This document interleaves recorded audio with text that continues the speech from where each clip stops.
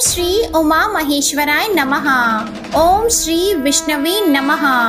मैं हूँ वामिका और आप सभी को सावन पूर्णिमा की हार्दिक शुभकामनाएं। आज की इस वीडियो में आप सुनेंगे सावन पूर्णिमा की संपूर्ण व्रत कथा और आरती। अब सुनिए 32वीं पूर्णिमा की व्रत कथा। प्रेम से बोलिए भगवान श्री विष्णु जी की जय, माता लक्ष्मी जी की जय। द्वापर युग में यशोदा माँ ने श्री कृष्ण से कहा कि हे कृष्ण, तुम सारे संसार के उत्पन्न करता, पालनहारी और संहार करता हो। आज मुझे कोई ऐसा व्रत बताओ जिसको करने से मृत्यु लोक में भी स्त्रियों को विधवा होने का भय न रहे तथा यह व्रत सभी मनुष्यों की मनोकामना पूर्ण करने वाला हो। श्री कृष्ण कहने लगे, हे माता, तुमने अति सुंदर प्रश्न किया है। मैं तुम्हें ऐसे एक व्रत के बारे में विस्तार से बताता हूँ। सौभाग्य की प्राप्ति के लिए स्त्रियों को 32 पूर्णिमा व्रत करना चाहिए। इस व्रत को करने से स्त्रियों को सौभाग्य की प्राप्ति होती है। यह व्रत अत्यंत सौभाग्य देने वाला और भगवान शिव के प्रति भक्ति को बढ़ाने वाला है। यशोदा जी कहने लगी, हे कृष्ण, प्रथम इस व्रत को मृत्यु लोक में किसने किया था? इसके विषय में विस्तार से मुझे बताओ। श्री कृष्ण कहने लगे, इस भूमंडल पर अनेक प्रकार के रत्नों से परिपूर्ण कातिका नाम की एक नगरी थी। वहाँ चंद्रहास नामक राजा राज्य करता था। उसी नगर में धनेश्वर नाम का एक ब्राह्मण था और उसकी स्त्री अति सुशीला रूपवती थी। दोनों ही उस नगरी में बड़े प्रेम से रहते थे। घर में धन धान्य आदि की कोई कमी नहीं थी, परंतु उनको बहुत बड़ा दुख था कि उनकी कोई संतान नहीं है। एक समय एक बड़ा योगी उस नगरी में आया। वह योगी उस ब्राह्मण के घर को छोड़कर अन्य सभी घरों से भिक्षा लेकर भोजन किया करता था। वह रूपवती से कभी भिक्षा नहीं लेता था। एक दिन वह योगी रूपवती से भिक्षा न लेकर किसी अन्य घर से भिक्षा लेकर गंगा किनारे जाकर भीक्षण को प्रेम पूर्वक ग्रहण करने लगा कि धनेश्वर ने योगी का यह सब कार्य देख लिया। अपनी भिक्षा के अनादर से दुखी होकर धनेश्वर योगी से बोला, हे महात्मन, आप सब घरों से भिक्षा लेते हैं, परंतु आप मेरे घर की भिक्षा कभी नहीं लेते। इसका क्या कारण है? योगी ने कहा, निसंतान के घर की भीख पतितों के अन्न के तुल्य होती है और जो पतितों का अन्न खाता है वह भी पतित हो जाता है। क्योंकि तुम निसंतान हो, इसलिए पतित हो जाने के भय से मैं तुम्हारे घर की भिक्षा नहीं लेता। धनेश्वर योगी की यह बात सुनकर बहुत दुखी हुआ और हाथ जोड़कर योगी के पैरों में गिर गया और कहने लगा, हे महाराज, यदि ऐसा है तो आप पुत्र प्राप्ति का उपाय बताइए। आप सर्वज्ञानी हैं, मुझ पर कृपा कीजिए। हे भगवान, मेरे घर में धन की कोई कमी नहीं है, परंतु मैं पुत्र न होने के कारण अत्यंत दुखी हूँ। आप मेरे इस दुख का हरण करें, आप सामर्थ्यवान हैं। यह सुनकर योगी कहने लगा, हे ब्राह्मण, तुम चंडी की आराधना करो। घर आकर उसने अपनी पत्नी से सब वृतांत कहा और स्वयं तप करने के लिए वन में चला गया। वन में जाकर उसने चंडी की उपासना की और उपवास किए। चंडी ने 16वें दिन उसको स्वप्न में दर्शन दिया और कहा, धनेश्वर, जा, तेरे घर पुत्र होगा। परंतु वह 16 वर्ष की आयु में ही मृत्यु को प्राप्त हो जाएगा। यदि तुम दोनों पति पत्नी 32 पूर्णमासियों का व्रत विधि पूर्वक करोगे तो वह दीर्घ आयु हो जाएगा। जितनी तुम्हारी सामर्थ्य हो, आटे के दिए बनाकर शिवजी भगवान का पूजन करना, परंतु पूर्णमासी के व्रत 32 होने चाहिए। प्रातः काल होने पर इस स्थान के समीप तुम्हें आम का वृक्ष दिखाई देगा। उस पर चढ़कर तुम एक फल तोड़कर शीघ्र ही अपने घर चले जाना और अपनी पत्नी से सब वृतांत कहना। ऋतु स्नान के पश्चात वह स्वच्छ होकर श्री शंकर भगवान का ध्यान करके उस फल को खा लेगी। शंकर भगवान की कृपा से उसको गर्भ हो जाएगा। जब वह ब्राह्मण प्रातः काल उठा तो उसने एक स्थान के पास ही आम का वृक्ष देखा जिस पर एक अत्यंत सुंदर आम का फल लगा हुआ था। उस ब्राह्मण ने उस आम के वृक्ष पर चढ़कर फल को तोड़ने का प्रयत्न किया, परंतु वृक्ष पर कई बार प्रयत्न करने पर भी वह चढ़ नहीं पाया। तब उस ब्राह्मण को बहुत चिंता हुई। तब विघ्न विनाशक श्री गणेश भगवान की वंदना करने लगा। हे दयानिधि, अपने भक्तों के विघ्नों का नाश करके उनके मंगल कार्य को करने वाले, दुष्टों का नाश करने वाले, रिद्धि सिद्धि प्रदान करने वाले, आप मुझ पर कृपा करके इतना बल दें कि मैं अपने मनोरथ को पूरा कर सकूं। इस प्रकार गणेश जी की प्रार्थना करने पर उनकी कृपा से धनेश्वर वृक्ष पर चढ़ गया और उसने सुंदर आम के फल को तोड़ लिया।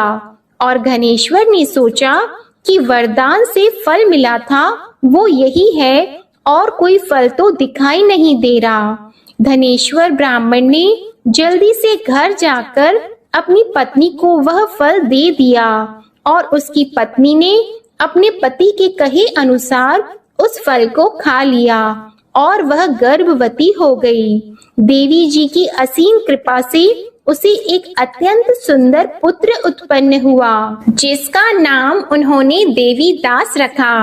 माता पिता के हर्ष और शोक के साथ वह बालक शुक्ल पक्ष के चंद्रमा के भांति अपने पिता के घर में बड़ा होने लगा। माता भवानी की कृपा से वह बालक बहुत ही सुंदर, सुशील, विद्या पढ़ने में बहुत ही निपुण हो गया।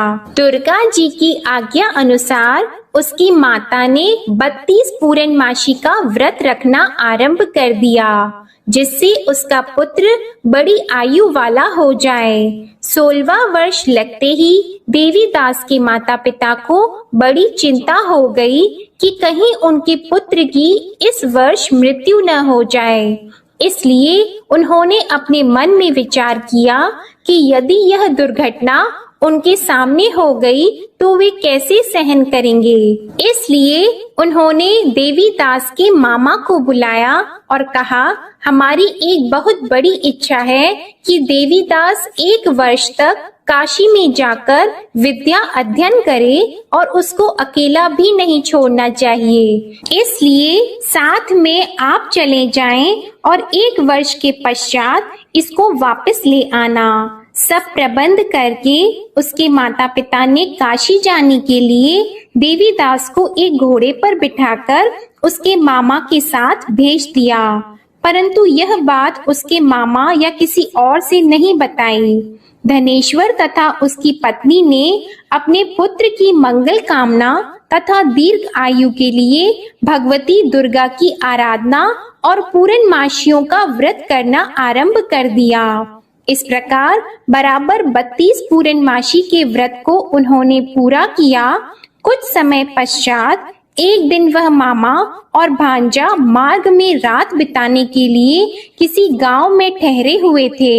उस दिन उस गांव में ब्राह्मण की अत्यंत सुंदर, सुशीला और गुणवती कन्या का विवाह हो रहा था। जिस धर्मशाला के अंदर वर और उसकी बारात ठहरी हुई थी, उसी धर्मशाला में देवी दास और उसके मामा भी ठहरे हुए थे। संयोगवश कन्या को तेल आदि चढ़ाकर मंडप आदि का कार्य किया गया तो लग्न के समय वर को धनुर्वात हो गया। इसलिए वर के पिता ने अपने कुटुंबियों से विमर्श करके निश्चय किया कि यह देवी दास मेरे पुत्र जैसा ही सुंदर है, मैं इसके साथ ही लग्न करवा दूं और बाद में विवाह के अन्य कार्य मेरे लड़के के साथ हो जाएंगे। ऐसा सोचकर देवी दास के मामा से जाकर बोला कि तुम थोड़ी देर के लिए अपना भांजा हमें दे दो, जिससे विवाह के लग्न का सब कार्य सुचारू रूप से हो सके। तब देवीदास का मामा कहने लगा, जो कुछ भी वधू पक्ष से कन्यादान के समय वर को मिले वह सब हमें दे दिया जाए, तो मेरा भांजा इस बारात का दूल्हा बन जाएगा। यह बात वर के पिता ने स्वीकार कर लेने पर उसने अपना भांजा वर बनने के लिए भेज दिया और उसके साथ सब विवाह कार्य विधि पूर्वक संपन्न हो गए। पत्नी के साथ वह भोजन करने के पश्चात बहुत उदासीन और दुखी हो गया। उसने सब बातें जो वर के पिता और उसके मामा में हुई थी लड़की को बता दी। तब कन्या कहने लगी कि यह ब्रह्मा विवाह के विपरीत कैसे हो सकता है। देव, ब्राह्मण और अग्नि के सामने मैंने आपको ही अपना पति माना है, इसलिए आप ही मेरे पति हैं। मैं आपकी ही पत्नी रहूंगी, अन्य किसी की नहीं। देवीदास ने कहा, ऐसा मत करिए, क्योंकि मेरी आयु बहुत कम है। मेरे पश्चात आपकी क्या गति होगी, इन बातों को अच्छी तरह विचार कर लो। परंतु वह दृढ़ विचारों वाली लड़की थी। वह बोली, जो आपकी गति होगी वही मेरी गति होगी। प्रातः काल देवीदास ने अपनी पत्नी को 3 नागों से जड़ी हुई एक अंगूठी दी, एक रुमाल दिया और बोला, हे प्रिये, इसे लो और संकेत समझकर स्थिर चित्त हो जाओ।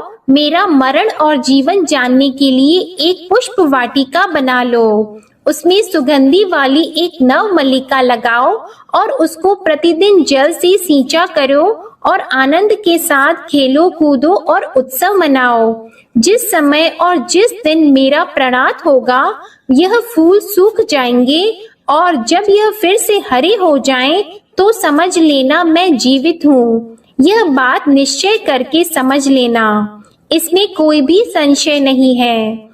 इतना कहकर देवीदास वहां से चला गया और प्रातः काल होते ही वहां पर गाजे बाजे बजने लगे और जिस समय विवाह कार्य समाप्त करने के लिए वर तथा सब बाराती मंडप में आए, तो कन्या ने वर को भली प्रकार से देखकर अपने पिता से कहा, यह मेरा पति नहीं है। मेरा पति वही है जिसके साथ रात्रि में मेरा पानी ग्रहण हुआ था। इसके साथ मेरा विवाह नहीं हुआ है। यदि यह वही पुरुष है तो बताइए कि मैंने इसको क्या दिया। वधू पक्ष और कन्या पक्ष कन्यादान के समय जो आभूषण आदि दिए गए थे वो दिखाए तथा रात में क्या गुप्त बातें मैंने इनसे कही वह सब सुनाइए। पिता ने उसके कहे अनुसार वर को बुलाया। कन्या की यह सब बातें सुनकर वह कहने लगा, मैं नहीं जानता। इसके पश्चात लज्जित होकर वह वहां से चला गया और सारी बारात भी अपमानित होकर वहां से लौट गई।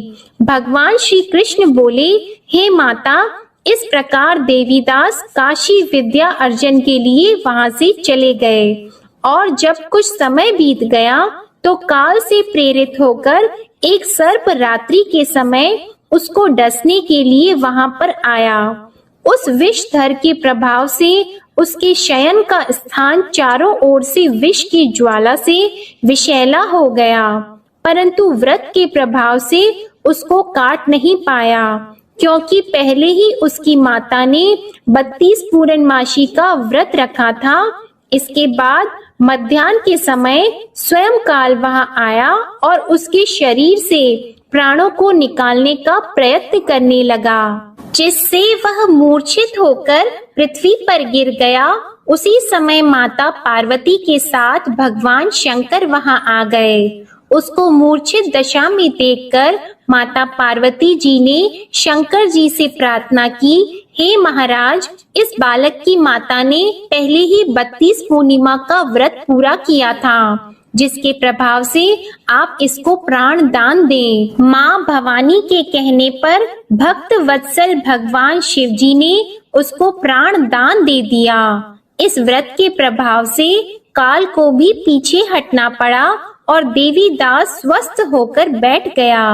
उधर उसकी पत्नी उसके काल की परीक्षा किया करती थी। जब उसने देखा उस पुष्प वाटिका में पुष्प कुछ भी नहीं रहे तो उसको अत्यंत आश्चर्य हुआ, लेकिन जब वह जैसे ही हरी भरी हो गई तो वह जान गई कि अब उसका पति ठीक ठाक है, वह जीवित हो गया है। यह देखकर वह बहुत प्रसन्न हो उठी। अपने पिता से कहने लगी, पिताजी मेरे पति जीवित हैं, आप उनको ढूंढिए। जब 16वां वर्ष व्यतीत हो गया तो देवीदास भी अपनी मामा के साथ काशी से चल गया।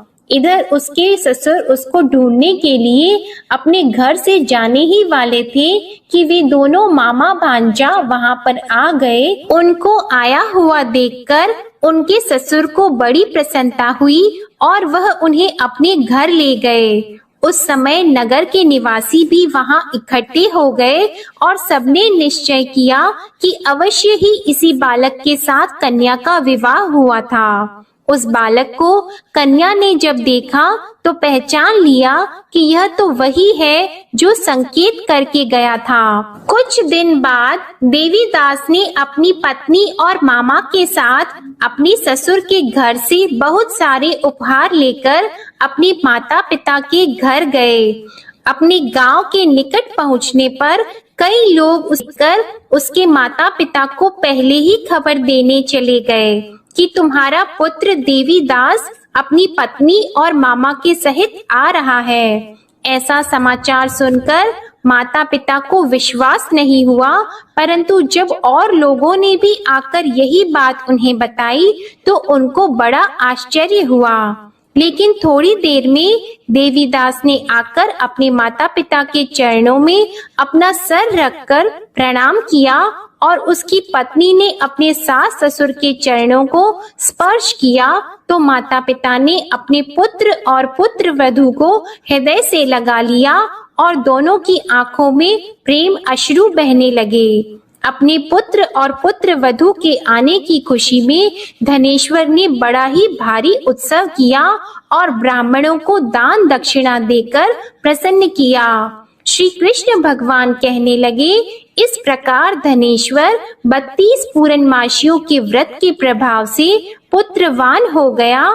जो भी स्त्रियां 32 पूर्णमासी के व्रत को करती है वे जन्म जन्मांतर में वैधव्य का दुख नहीं भोगती और सदैव सौभाग्यशाली रहती है। व्रत करने वाला चाहे स्त्री हो या पुरुष भगवान शंकर की कृपा से संसार के सकल आनंद भोगकर अंत में आवागमन रहित होकर शिव लोक को प्राप्त होता है। प्रेम से बोलिए श्री लक्ष्मी नारायण भगवान की जय, उमा महेश्वर भगवान की जय।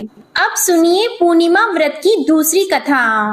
पौराणिक कथा के अनुसार एक बार की बात है, किसी नगर में एक सेठ और सेठानी रहते थे। सेठानी प्रतिदिन श्री हरि भगवान विष्णु की पूरी श्रद्धा से पूजा अर्चना किया करती थी, लेकिन उसका पूजा करना उसके पति यानी सेठ को बिल्कुल भी पसंद नहीं था। इसी कारण सेठ ने एक दिन अपनी पत्नी को घर से निकाल दिया।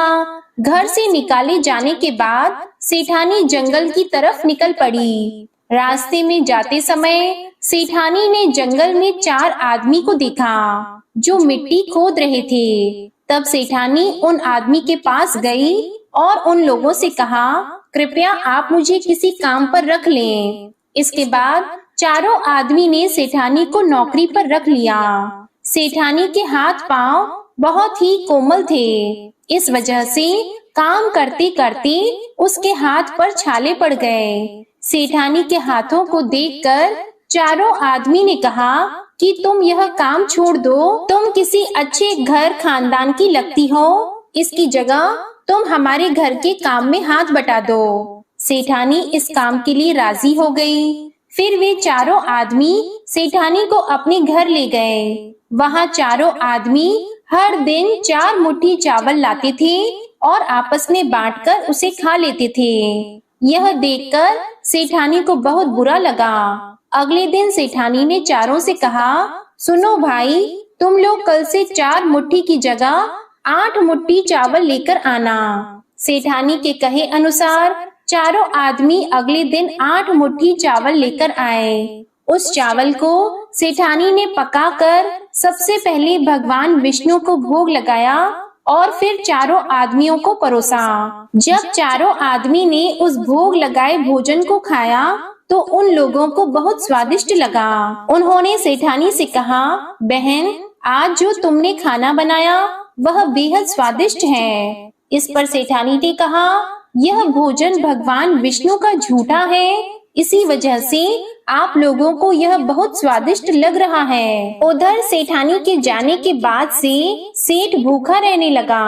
आस पड़ोस के लोग उसे देखकर ताने भी मारते थे कि यह आदमी सिर्फ अपनी पत्नी की वजह से ही भोजन किया करता था। ऐसा बार बार सुनने के बाद सेठ एक दिन अपनी पत्नी की तलाश में जंगल की तरफ निकल पड़ा। रास्ते में सेठ को मिट्टी खोदते हुए वही 4 आदमी दिखाई दिए। उसे देखकर सेठ ने कहा, सुनो भाई, क्या तुम मुझे काम पर रख सकते हो? तब चारों आदमी ने उसे काम पर रख लिया, किंतु मिट्टी खोदने से सेठ के हाथों में भी छाले पड़ने लगे, यहाँ तक कि उनके बाल भी उड़ गए। यह देखकर चारों आदमी को सेठ पर दया आ गई और उसने कहा, सुनो भाई, तुम इस काम को छोड़ दो, तुम किसी अच्छे घर के लगते हो, तुम हमारे घर चलो, वहाँ कुछ काम में हाथ बटा लेना। सेठ ने उन चारों की बात मान ली और वह उनके साथ उनके घर चले गए। घर पहुँचने के बाद सेठ ने जैसे ही सेठानी को देखा वह पहचान गए, लेकिन सेठानी घूंघट में थी और सेठ के चेहरे को नहीं देख पाई। इस वजह से वह अपने पति को नहीं पहचान पाई। हर दिन की तरह इस दिन भी सेठानी ने भोजन बनाकर विष्णु भगवान को भोग लगाया और सभी को खाना परोसने लगी। जैसे ही सेठानी सेठ को भोजन देने लगी, तब स्वयं भगवान विष्णु ने सेठानी का हाथ पकड़ लिया और कहा, ये तुम क्या कर रही हो? यह सुनकर सेठानी ने कहा, मैं कुछ नहीं कर रही हूँ, मैं तो बस भोजन दे रही हूँ। भगवान विष्णु ने मेरा हाथ पकड़ लिया है। तब सेठानी से चारों आदमी ने कहा, हमें भी भगवान विष्णु के दर्शन कराओ। इसके बाद सेठानी हाथ जोड़कर भगवान विष्णु से अनुरोध करने लगी, हे प्रभु, आप मेरी तरह इन्हें भी दर्शन दें। तब भगवान विष्णु वहाँ प्रकट हो गए। इस दृश्य को देखते ही सेठ ने सेठानी से क्षमा मांगी और उसे अपने घर साथ चलने को कहा। फिर चारों भाइयों ने बहुत सारा धन देकर अपनी बहन को विदा किया। इस घटना के बाद से सेठ भी भगवान विष्णु के भक्त बन गए और उनकी श्रद्धा पूर्वक पूजा करने लगे। ऐसा करने से सेठ सेठानी के घर फिर से धन की वर्षा होने लगी। मान्यता है कि पूर्णिमा का व्रत रखकर इस कथा को सुनने से भगवान श्री विष्णु जी की कृपा से सभी के घर धन धान्य से भर जाते हैं और सभी के दुख दूर होते हैं। प्रेम से बोलिए भगवान श्री विष्णु जी की जय। अब सुनिए विष्णु भगवान की आरती। जय जगदीश हरे, स्वामी जय जगदीश हरे, भक्त जनों के संकट क्षण में दूर करे। ओम जय जगदीश हरे, जो ध्यावे फल पावे, दुख बिन से मन का, सुख संपत्ति घर आवे, कष्ट मिटे तन का।